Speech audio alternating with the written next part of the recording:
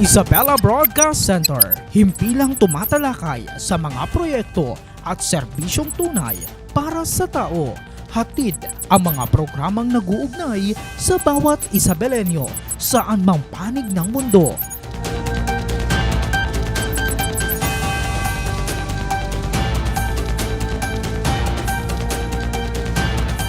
Delivering in-depth, trustworthy, and objective news. Dito ka, konektado. Magandang hapon mga ka-Isabelenyo, welcome sa isa na namang pinakabagong episode ng ating programang Isabela Connect ka dito. At syempre kasama nyo pa rin ang inyong lingkod, ang resident broadcaster ng Provincial Government of Isabela, Ezekiel Kilang. At nitong Lunes nga, isang magandang balita ang bumungad sa ating mga kababayan sa lalawigan ng Isabela. Ang formal ng pagbubukas muli ng Kabagan Santa Maria Bridge matapos ang mahabang panahon ng paghihintay. Muli itong magagamit ng mga kababayan ho natin, lalo na dyan ho sa may hilagang bahagi ho ng Isabela. Pinangunahan ho kasi ni Department of Public Works and Highways o DPWH Secretary Vince Dizon ang pagbubukas ho ng Kabagan Santa Maria Bridge kasama sina House Speaker Faustino Bojidi, House Minority Leader Marcelino Libanan, Governor Rodito Albano, Vice Governor Kiko D, at Congressman Tony Petta Albano at iba pang mga lokal ho na opisyal. Kitang-kita ho yung galak sa mga mukha ng ating mga residente dahil hindi na ho nila kailangang dumaan pa sa mahabang ruta o sumakay sa bangka, lalo na kung ang kanilang overflow bridge doon ho ay hindi madaanan kung tumataas ang level ng ilog dahil ho sa mga pag-uulan. Ngunit kasabay ho ng tuwa ay ang mga tanong naman na nanatili sa isipan ho ng publiko. Gaano daw ho ba ito kasigurado? Hanggang kailan ito tatagal? Kaya naman ngayong araw, abay hihimayin ho natin yung mga detalye, kasama ho natin ang officer in charge o OIC Assistant Regional Director ng DPWH Region 2, si Engineer Ronalyn P. Ubinia. Pabatiin muna natin Engineer, magandang hapon ho sa inyo. Welcome ho sa Isabela Broadcast Center. Yes po, good afternoon Sir Ezekiel at sa lahat po na nakikinig na inyong programa. Yes, ma'am, magandang hapon, and una sa lahat, maraming salamat dahil sa hectic schedule ho ninyo ay napagbigyan ho ninyo kami ng pagkakataon para kayo ho'y makasama ho namin dito ho sa aming programang Isabela Connect dito. Kasi ang layunin ho natin ho dito ay matiyak na ang bawat biyahe ng ating mga kababayan ay hindi lamang mabilis, kundi higit sa lahat ay ligtas. Engineer, para ho mas mabilis, pag-usapan na ho natin, lalong-lalo na, ito ho yung mga katanungan ng ating mga kababayan. When it comes to sa safety standards ng ating Kabagan Santa Maria Bridge, ano ho ba, Engineer, yung pagsusuri o yung tinatawag ho nating load testing ang isinagawa ho ng DPWH Region 2 sa bagong connector bridge upang matiyak ho na ligtas itong daanan ng mga sasakyan, Engineer? Opo, sige. Actually, nag-load test po tayo ditong Pebrero 19, 2026. So, ang ginamit po natin dyan ay 4 po na pick-up, 2 vans, at isang ELF, yung dumaan po dito sa ating tulay. So, tandaan po natin na ito ay open lang po sa mga light vehicles na may gross weight po tayo na hindi lalampas po sa 3 tonelada. Ito po ay yung 3 tons na sinasabi po natin. Yun po, sir, ang ating pagsusuri na nagawa. Okay. Anyway, at least malinaw ho yan. Paulit-ulit na ho kasi natin din sinasabi, lalong-lalo na dito ho sa pamalampalalawigan ho ng Isabela, katuwang ho ninyo kami, Engineer, actually, sa pagbibigay ho ng mga impormasyon ho na ito. So para ho mas malinaw, Engineer, ano ho yung mga eksaktong uri ng sasakyan ang pinahintulutang dumaan doon ho sa Kabagan Santa Maria Bridge ho natin? Yung nabanggit ho ninyo na hanggang 3 tons talaga. Hanggang kailan daw ho na 3 tons ho naman, Engineer? Opo. So, ang mga 3 tons po na nababanggit po dito ay mga light vehicles nga lang po. Katulad po ng, syempre, yung motorsiklo, yung tricycle, mga SUVs po, sir, mga van at mga pick-up. So, hanggang dun lang po tayo for the safety of everyone, especially po sa ating tulay. So malinaw ho yan para ho sa ating mga kababayan no na palaging nagtatanong pwede daw ho ba trailer truck, dump truck. Naku, So bawal po nasagot tayo na ho. dyan, sir. Oo, nasagot ho Opo, yan ho ng hanggang, DPWH yes Region 2. po. Opo. Hanggang Oo. 3 tonelada lang po tayo. Yun po, sir. Opo. Pero engineer, magkakaroon ba ho tayo talaga ng 24/7 no na pagbabantay o monitoring sa tulay upang masigurong walang lalabag ho sa weight limit ho natin? Yes po, sir. Kailangan po natin yung 24/7 na implementasyon ng ating traffic management. Mahirap na po, baka malusutan po tayo ng mga malalaki na mga dadaan ng mga sasakyan. So yun po ang mahalaga po dito, yung kooperasyon ng bawat isa na sana kung hanggang 3 tonelada lang po tayo, hanggang doon lang po sana tayo. Sana sumunod po ang ating mga kababayan dyan na sumunod po tayo mga traffic rules para sa kapakanan po ng bawat isa. Batid ho natin, Engineer Ubiña, no, na limitado lang din ho no, yung manpower ho ng DPWH ho natin. No? Sino ho yung mga particular na inatasan ho no, na magbantay at paano ho yung magiging sistema ng kanilang shifting ho kung sakali, Engineer? Okay, sige po. Actually, this is coordinated with the Department of Public Works and Highways, Isabela 1st District Engineering Office po, sir. Kasi nandyan po sa kanilang area of responsibility. At syempre po, andyan po yung support po ng ating local government unit of Cabagan and Santa Maria. So magde-deploy po tayo ng mga personnel po ng DPWH and of course, we requested from the PNP also. So andyan po sila. 24/7 po, gaya na pong sabi ko. So magkakaroon po tayo ng 3 shift. So magkakaroon po tayo ng from alas 6 ng umaga hanggang alas 2. Magpapalit lang po sila ng alas 2 ng hapon hanggang alas 10 po ng gabi. And the third shift po, yung alas 10 ng gabi hanggang alas 6 na po ng umaga. So ganun po yung pagbabantay po natin sa traffic doon po sa ating tulay. Talagang mahigpit, Engineer, no? Wala nang makakalusot kasi 3 shift po yan. Engineer Ubiña, no? Bagamat muli hong nabuksan na ho ito at nakitang-kita naman ho natin no, sa mga videos ho natin, may mga dumadaan na ho talaga simula ho nung Lunes pa. Meron bang mga engineer, structural adjustment o pagbabago sa disenyo ho ng tulay upang masigurong hindi na talaga ito basta-basta bibigay, engineer? Okay po. So kung ang pag-usapan po natin yung temporary connector, temporary lang po yung nilagay po natin doon sa span po na bumagsak, sir, no? For actually, gaya po ng sabi namin, paulit-ulit lang po na for light vehicles lang po talaga ito. So para maiwasan po natin yung mga pagmanifest po ng mga defects nito, meron po tayong sinusunod na mga guidelines, no, gaya ng sinabi po nga namin, hanggang 3 tolenada lang po ito.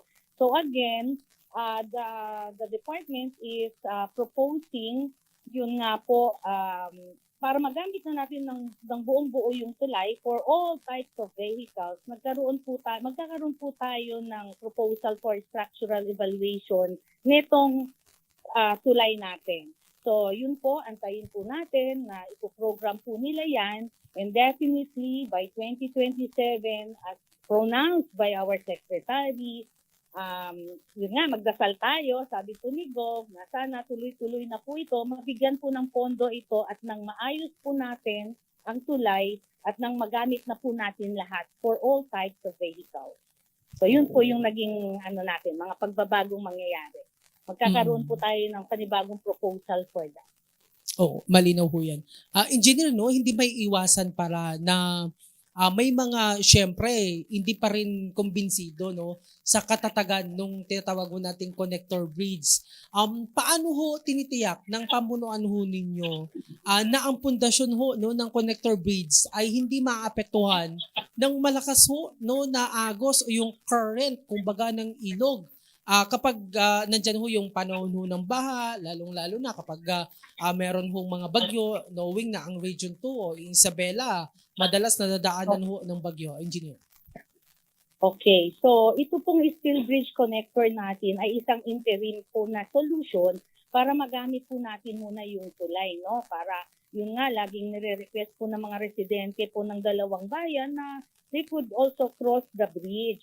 So, para sa atin, gumawa po tayo ng connector na ito na alam po natin na matibay po ito kahit ano pong bagyo, God willing na maging safe po lahat ng tao, yun po yung ginawa po natin here. So we assure you po na yung design po ng connector natin po ay kahit anong bagyo po ay magiging possible pa rin po ito. Yung design po natin ngayon ay nakita po ninyo very massive, no? Makita ninyo na yung mga materyales, puro steel na po yan. So we assure the public po na with this kind of design po, kahit anong bagyo, andyan pa rin po yung ating connector. Engineer, dito naman tayo, no? Siyempre, nagbukas na huyaan. Nagagamit na ho ng atin hong mga kababayan, lalong-lalo na mga light vehicle, no? Yung Kabagan Santa Maria Bridge. Gaano naman ho kadalas, engineer, ang gagawing inspeksyon at maintenance sa tulay ho na ito upang maiwasan ho ang muling pagkasira? Okay po. Yung mga members po ng monitoring team natin sa regional office, syempre nag-compose na po kami, especially po yung mga bridge engineers natin and members of our quality assurance unit po ay nagsasagawa ng weekly monitoring po. We even invited po yung mga personnel from the Bureau of Design of Central Office para makita po nila kung ano po yung magiging epekto nitong pagbukas po natin ng tulay na ito. And we assure you po na gagawin po natin ng lahat po na makakaya po natin in case po na may mga magmanifest po na mga defects nito, handang-handa po ang ating ahensya para i-address po ang mga ito po. Oo. Bagamat nabanggit na ho ninyo kanina, no, at yung pagbubukas nandyan sinaksihan nga ho ni DPWH Secretary Dizon, may pronouncement nga ho na nababanggit ho ninyo, ma'am, na may bago ng disenyo, pinag-aaralan na at hopefully by next year ay masisimulan na. Para ho sa mga late tuners ho natin, no, naging abala that time, engineer, maaari ho ba ninyo mas i-expound ho, no, ito further, kumbaga, yung long-term budget para ho sa pagkukumpuni nitong pagiging permanenteng solution ng Kabagan Santa Maria Bridge ho natin? Opo. So, itong request na ito for 2027 po natin gagawin yung ating rehabilitation ng tulay. So, initially po, sir, nagkaroon po tayo ng estimate na 700 million for the rehabilitation of the whole bridge. So yun po, nasa stage pa lang naman po tayo ng ating the proposal of this plan. So ipoprogram pa ho natin. Ang initial budget po na na-propose is at least 700 million. And hopefully, for 2027, sir, makahingi tayo ng 200 million. Kung hindi po natin makuha po yung buong 700 million for 2027, still we can request for 200 million funding for 2027 na po, sir. So gagamitin po natin itong 2026 for the preparation po ng plans, ng survey natin, ng inspection po natin, kung ano po talaga ang pwede nating mairahab doon sa tulay po. Oo, let's pray, no, engineer, na sana tuloy-tuloy na huyaan. No? Maasa ho tayo sa nabanggit ho no, ng kalihim ho natin at mahal man, kahit papaano, at least magiging permanent na ho kung sakali itong tulay ho natin sa mga susunod ho ng mga taon. Engineer, ito no, matanong ko lang, kasi syempre hindi ho natin maiwasan no, sa lalo-lalo na sa social media. Ano po yung inyong reaksyon naman diyan ho sa DPWH Region 2 sa hinaing ng ilan ho nating kababayan na syempre tila nawawalan na ho no, ng kumpiyansa sa tibay ho no, ng tulay dahil ho sa paulit-ulit ho na problema ho nito, engineer? Yes po. Sasagawa ng further evaluation po by credible and competent group of engineers. So, asahan po ninyo na magkakaroon po tayo ng mga grupo ng mga inhinyero po na magbibigay po sa atin ng permanent solution for this. Yun po yung asahan po nila sa atin sa gobyerno po, lalong-lalo na po sa departamento po namin, sir. Oo. And ma'am, ito pala no kasi syempre para ho sa mga kababayan ho natin na talaga namang in detail kumbaga no, talagang tinitignan ho yung tulay ho natin. Saan ba maaaring Opo. mag-report ang mga kababayan ho natin kung may mga mapansin ho silang bitak, malakas ho na pag-uga o anumang problema ho sa istruktura habang ginagamit ho ito? Opo. So, kailangan po natin yan, sir, no? Since nabanggit ko po kanina na meron po tayong 24/7 na traffic management dyan, makikita naman po nila, lahat po yan naka-uniform. Doon po, pwede na po nilang ibanggit sa kanila o parating po sa kanila na meron po silang mga naoobserbahang hindi maganda sa tulay. So para po kaagad magsagawa po tayo ng inspection at immediate measures po kung ano man yung naging observation po nila sa tulay po. So yun lang po yung hinihingi namin, sir, kooperasyon po ng bawat isa. Pag andyan po sila, dumadaan dyan, observe din po tayo para makita po natin kung meron pong mga nagmamanifest po nga na mga defects po nitong tulay. So yun po ang ating kailangang iparating sa ating mga kababayan, lalo na po dyan sa Isabela, na kung minsan, akala po natin pag tayo po'y dumadaan lang ay okay na po. It's time siguro po na andon na yung konsiderasyon din po na kailangan magmasid din po tayo. Tingnan din po natin ng mabuti para at least maagapan po natin ito, magawan po natin ng paraan kaagad at nang hindi na po maulit yung mga nangyari po before. Lalong-lalo na nung opening po nito, itong tulay natin, sir. Oo, nako Engineer Obiña, no, malinaw ho yung ating naging talakayan ngayong araw kasi ang pagbubukas ho ng Kabagan Santa Maria Bridge ay isa ho talagang ang malaking ginhawa, no? Ngunit paalala ho sa ating mga motorista, ang kaligtasan ay responsibilidad ho nating lahat. Sundin ho natin ang weight limits at maging mapagmatsyag sa ating hong kapaligiran. Engineer Obiña, no, nagpapasalamat ho kami din, syempre, no, sa DPWH Region 2 sa pagbibigay huli na sa mga usapin hong ito, no, at makakaasa ho kayo na patuloy ho kaming magbabantay sa pamalang palalawigan ho ng Isabela upang masiguro ho na ang bawat sentimo ho ng pondo ho ng bayan ho natin ay napupunta din ho sa mga proyektong dekalidad ho at ligtas. Maraming salamat, Engineer Obiña. Magandang hapon po sa inyo. Maraming salamat din po sa inyo. Magandang hapon po.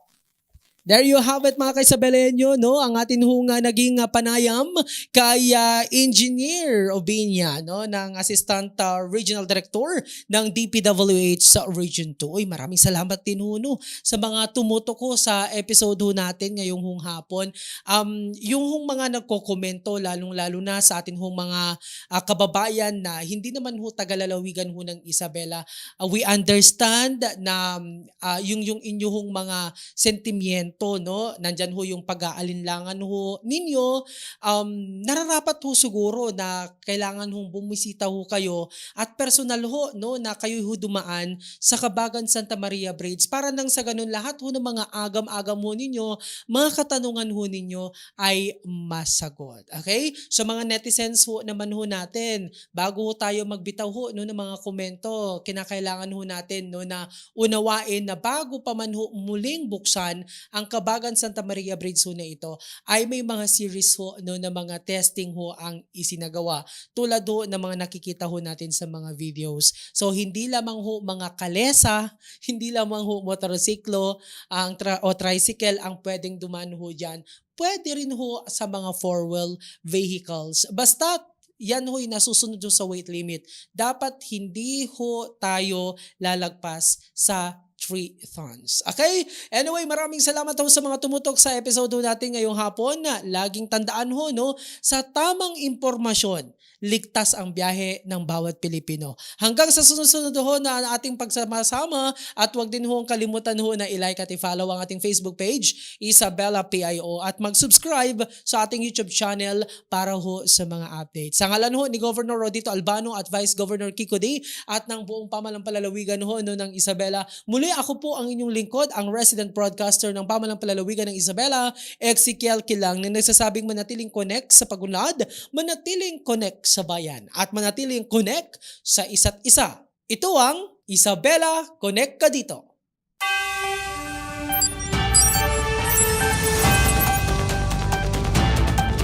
Isabela Broadcast Center, himpilang tumatalakay sa mga proyekto at serbisyong tunay para sa tao.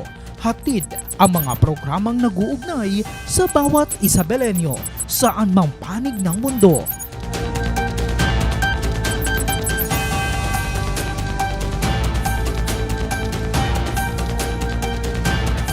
Delivering in-depth, trustworthy, and objective news. Dito ka, konektado.